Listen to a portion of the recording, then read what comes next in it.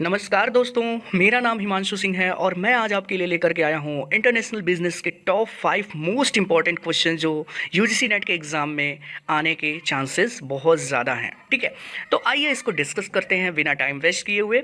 चलिए, लेकिन एक बात है, मेरी बात आप लोग ध्यान से सुनिए कि वीडियो आप पूरा देखिएगा। जब तक आप पूरा वीडियो नहीं देखेंगे तब तक आप उसको समझ नहीं पाओगे।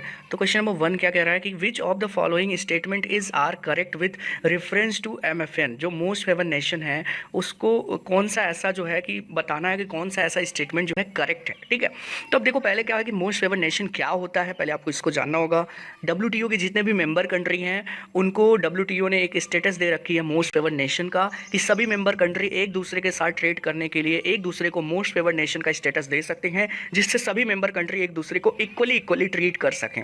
ठीक है, देखो मोस्ट फेवर नेशन है। अब यहाँ पे क्या है कि जो हमारा ऑप्शन नंबर 1 क्या कह रहा है क्वेश्चन में, MFN stands for most favourite nation, क्या ये मोस्ट फेवरेट नेशन है? तो यहाँ पर हम देखते हैं कि मोस्ट फेवरेट नेशन तो नहीं है, ये फेवरेट वर्ड गलत है, इसका मतलब ये ऑप्शन गलत है। ठीक है, सेकंड कहता है कि MFN is an arrangement under WTO agreement, क्या ये WTO एग्रीमेंट के अंदर आता है? बिल्कुल सही बात है।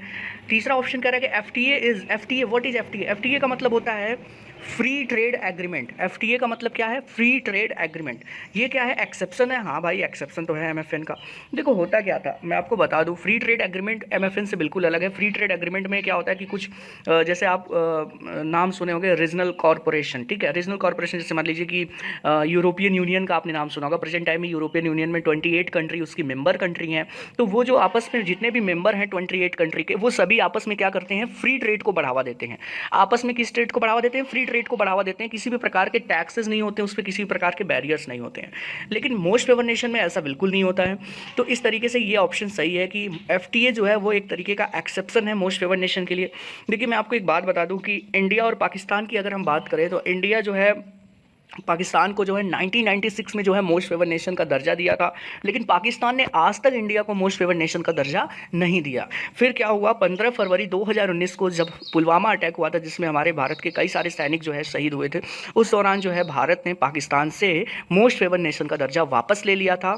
जिससे ऐसा है कि जो WTO है, WTO के आर्टिकल 21B, ठीक है, जब आप WTO पढ़ोगे तो उसमें जो आर्टिकल 21B है उसमें साफ साफ ये बताया गया है कि अगर किसी कंट्री के साथ किसी भी तरीके का डिस्प्यूट्स है, वो डिस्प्यूट ट्रेड को लेकर के नहीं बल्कि उसके पर्सनल किसी इशूज़ पे डिस्प्यूट चल रहे हैं, चाहे वो मिलिट्री एक्टिविटीज़ हो, चाहे वो मतलब कि परमानेंट कोई बहुत हिस्टोरिकल एक्टिविटी से रिलेटेड कोई डिस्प्यूट्स हो, या फिर बाउंड्री से रिलेटेड कोई डिस्प्यूट हो, तो ऐसे में क्या है कि वो कंट्री जो है दूसरे कंट्री से वो जो MFN का स्टेटस है वो उसको वापस ले सकता है। ऐसा जो है कि WTO के आर्टिकल 21B में बताया गया, और इसी के तहत 15 फरवरी 2019 को जो है भारत ने भी पाकिस्तान से मोस्ट फेवर नेशन के दर्जा को वापस ले लिया।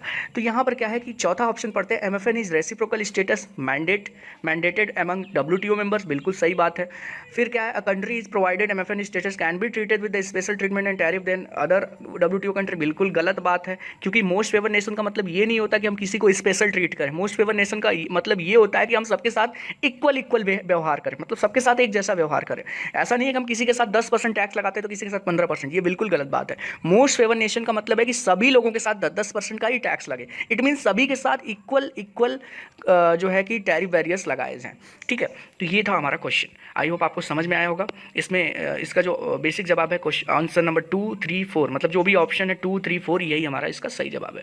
ठीक है, देखिए BCD are correct. Most favour nation treating other people equally under the WTO agreement, मैंने आपको बताया ही था। Countries can not normally discriminate between their trading partners, grant someone special favour, किसी के साथ डिस्क्रिमिनेट नहीं कर सकते, ठीक है, या किसी के साथ स्पेशल किसी को फेवर नहीं कर सकते। ठीक है, सबको इक्वली ट्रीट करना है। चलिए आइए आगे अगला क्वेश्चन पे चलते हैं, आगे की तरफ बढ़ते हैं। क्वेश्चन नंबर 2 कह रहा है कि which of the following is current in the context of foreign trade off India. Foreign trade के लिए इंडिया में जो फॉरेन ट्रेड एक्ट आया था उसके लिए कौन सा स्टेटमेंट सही है? पहला ऑप्शन कहता है कि both foreign trade act and foreign trade rules, ठीक है, केम इनटू फोर्स इन 1993। क्या 1993 में एक्ट भी आया था और रूल भी उसी समय से रेगुलेट हुआ, मतलब एक्ट रेगुलेट भी उसी समय हुआ और आया भी उसी समय था? तो ये बिल्कुल गलत बात है। दूसरा ऑप्शन कहता है कि foreign trade act came into force in 1992 में आया था, बिल्कुल सही बात है। Foreign trade rules came into force in 1993, भाई उसने काम करना 1993 से कहा, तो इसका मतलब ये जो ऑप्शन बी है वो राइट है। तो ऑप्शन बी हमारा राइट है। अगला भी पढ़ लेते हैं कि both foreign trade act and foreign trade rules came into force in 1993, ये भी गलत बात है। ठीक, तो इस तरीके से हमारा ऑप्शन 2 सही है।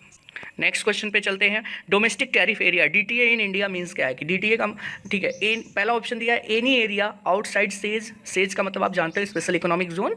उसके बाद दूसरा ऑप्शन दिया है any area except the custom bounded area. तीसरा दिया है any special area allocated for domestic business. और लास्ट ऑप्शन दिया है नन ऑफ द एबव। तो इसमें जो सही जवाब है वो सेकेंड ऑप्शन है, सेकेंड ऑप्शन। आगे चलते हैं, डीटीए के बारे में फुल इन्फॉर्मेशन लेते हैं। डोमेस्टिक टैरिफ एरिया और domestic tariff zone means an area within India that is outside the special economic zones, okay, and the units operating under certain specific schemes such as EPZ, ठीक है, SEZ का मतलब होता है special economic zone. EOU का मतलब export oriented unit है ना, are expected to carry out their activities within a custom bounded area, ठीक है। तो ये सारी चीज़ें हैं, ये डीटीओ को डिनोट करता है। और फुल इन्फॉर्मेशन के लिए हम आपके लिए इस पे वीडियो ले आएंगे। आगे के क्वेश्चन पे चलते हैं। Which among the following trade block is not based in north America. अच्छा भाई देखो, नाफ्टा तो ये तो भाई रिलेटेड है। अब यहाँ पे पूछा है कि which is not based in, ठीक है। तीसरा है कैरिकॉम, ये भी रिलेटेड है। CACM भी रिलेटेड है। ये जो SACU है ये रिलेटेड नहीं है, मतलब ये जो बी वाला ऑप्शन है यही सही है, SACU, ठीक है। आइए इसके डीप में चलते हैं। देखिए डीप में है आंसर बी हमारा जो राइट आंसर है, ठीक।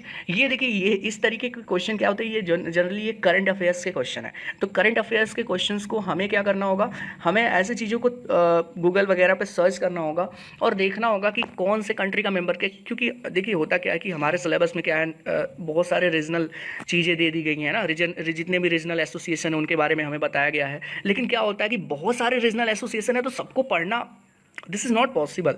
तो कुछ चीज़ें आपको करंट नॉलेज पे भी आपके डिपेंड करता है। तो ये एक तरीके का करंट बेस्ड क्वेश्चन था। चलिए नेक्स्ट क्वेश्चन पे चलते हैं। Question number 5, considering the following grouping SAARC, ASEAN, APEC, ASEM, ठीक है, of which of the above grouping India is a member code. भाई इंडिया किसका मेंबर है, तो ये देखिए आंसर ए, मतलब फर्स्ट एंड फोर्थ सही है आपका, ठीक है। इंडिया जो है वो सार्क का मेंबर है और एसएम का मेंबर है। एसएम का मैं अभी आपको सबका जो है, सार्क का जो फुल फॉर्म होता है south Asian association for regional cooperation होता है। आसियान का मतलब the association of south east Asian nation होता है।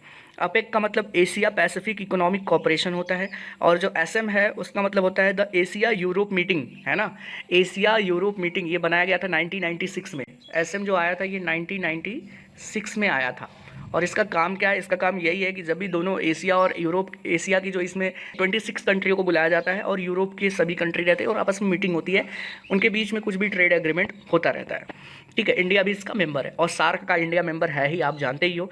आसियान का इंडिया मेंबर नहीं है। आसियान बेसिकली इंडोनेशिया और जो भी साउथ ईस्ट कंट्री हैं, जो एशिया की साउथ ईस्ट कंट्री है, जैसे सिंगापुर हुआ, इंडोनेशिया हुआ, ये लोग उसके मेंबर हैं।